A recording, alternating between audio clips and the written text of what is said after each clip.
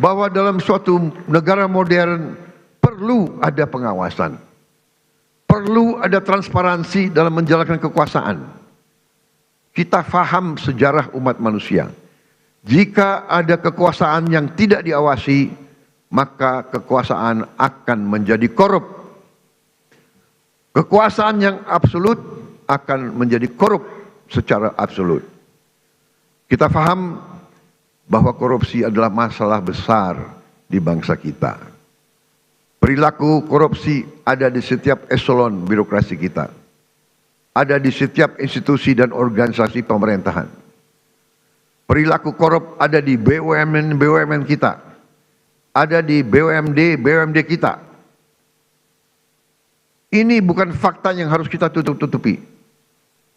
Setelah 299 hari saya memimpin pemerintahan eksekutif, saya semakin mengetahui berapa besar tantangan kita. Berapa besar penyelewengan yang ada di lingkungan pemerintahan kita. Hal ini tidak baik, tapi harus saya laporkan kepada para wakil-wakil rakyat Indonesia.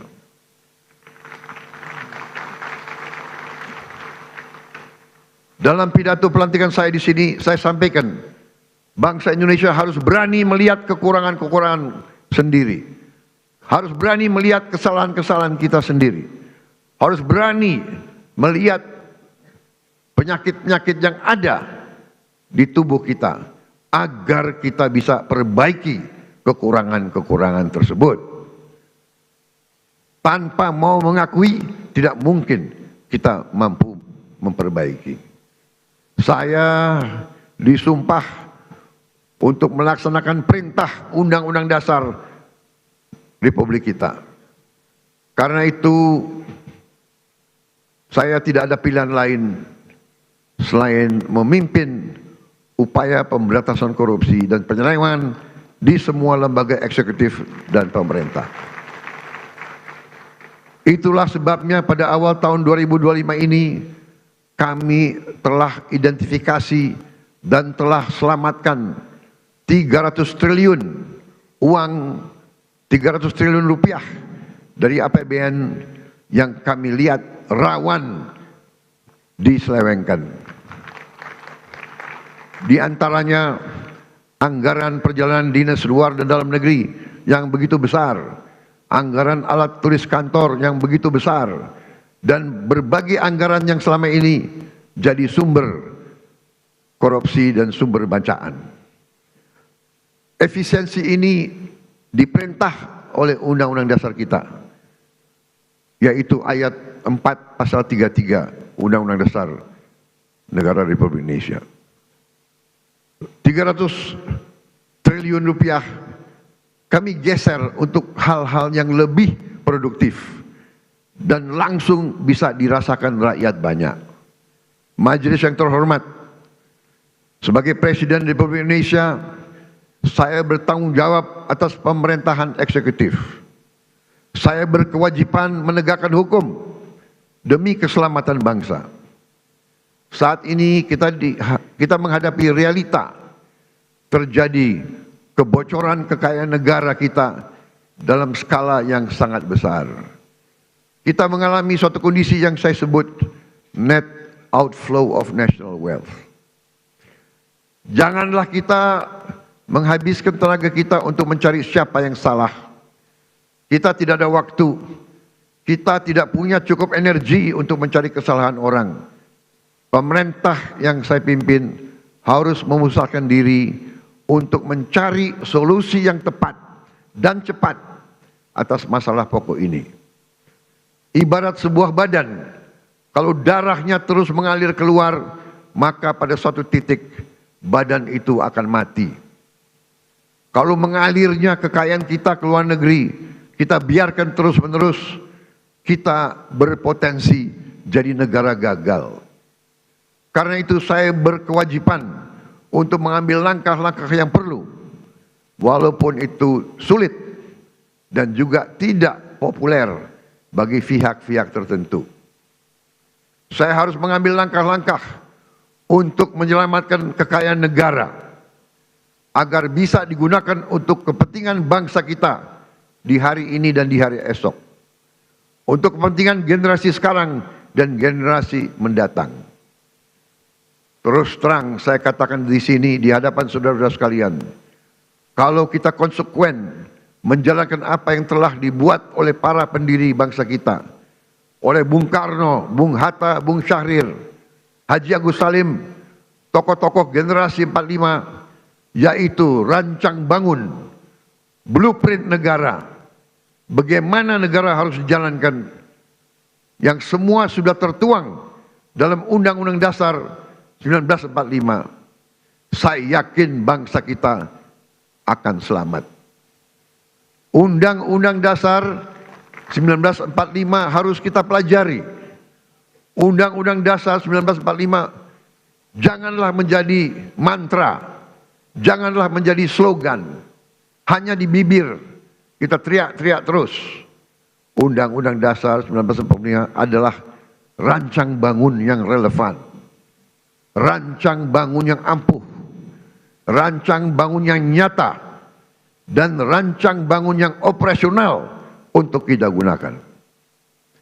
Saya melihat ada kecenderungan dari sebagian kaum elit Indonesia, sebagian orang-orang yang memandang dirinya paling pinter di republik ini. Mereka memandang bahwa pemikiran Bung Karno, pemikiran Bung Hatta, pemikiran generasi 45 tidak relevan lagi di zaman sekarang. Sudah kuno, sudah lawas untuk menghadapi tantangan abad ke-21. Menurut hemat saya, pemikiran tersebut adalah keliru. Generasi 45, generasinya Bung Karno, Bung Hatta, Syahrir, semua tokoh-tokoh itu adalah generasi yang mengalami penjajahan. Mereka mengalami imperialisme. Mereka sadar dan mereka merasakan, melihat bahwa kekayaan Indonesia diangkut ratusan tahun keluar dari Nusantara ini. Karena itu mereka menyusun rancang bangun. Mereka buat dokumen yang tidak terlalu panjang, tapi sangat eksplisit, menjelaskan bagaimana kita harus laksanakan ekonomi kita dan demokrasi kita. Saya berkeyakinan apabila kita jalankan rancang bangun yang sudah dibuat oleh para pendahulu kita, kita akan jadi negara yang kuat. Saudara-saudara sekalian, kekuatan suatu negara terletak bagaimana negara itu bisa menguasai dan mengelola kekayaan. Karena itu kita harus berani koreksi apabila kita telah mengambil langkah yang keliru. Sungguh aneh, negara dengan produksi kelapa sawit terbesar di dunia pernah mengalami kelangkaan minyak goreng. Ini aneh sekali, tidak masuk di akal sehat. Dan ternyata memang itu ternyata adalah permainan manipulasi yang tadi sudah disinggung oleh Ketua DPR, yang saya beri nama Serakah Nomex.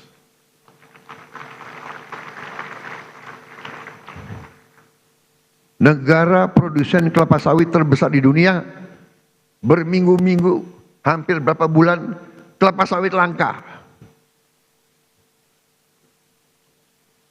Saudara, juga sungguh aneh, kita subsidi pupuk, subsidi alat pertanian, subsidi pestisida, subsidi irigasi, waduk, kita subsidi beras, tapi harga pangan kadang-kadang tidak terjangkau oleh sebagian rakyat kita. Keanehan-keanehan ini bisa terjadi karena ada distorsi dalam sistem ekonomi kita. adalah penyimpangan, bahwa sistem ekonomi yang diamanatkan oleh Undang-Undang Dasar 1945, terutama di pasal 33 ayat 1, 2, dan 3, telah kita abaikan. Seolah-olah ayat-ayat dalam pasal itu tidak relevan dalam kehidupan kita yang modern di abad ke-21 ini. Saudara-saudara sekalian, setelah saya pelajari secara mendalam, saya berkeyakinan Undang-Undang Dasar kita, terutama pasal-pasal yang saya sebut pasal-pasal pengaman, seperti pasal 33 ayat 1, 2, 3, dan 4, adalah benteng pertahanan ekonomi kita. Ayat 1, perekonomian disusun sebagai usaha bersama berdasar atas azas kekeluargaan. Azas kekeluargaan, bukan azas konglomerasi.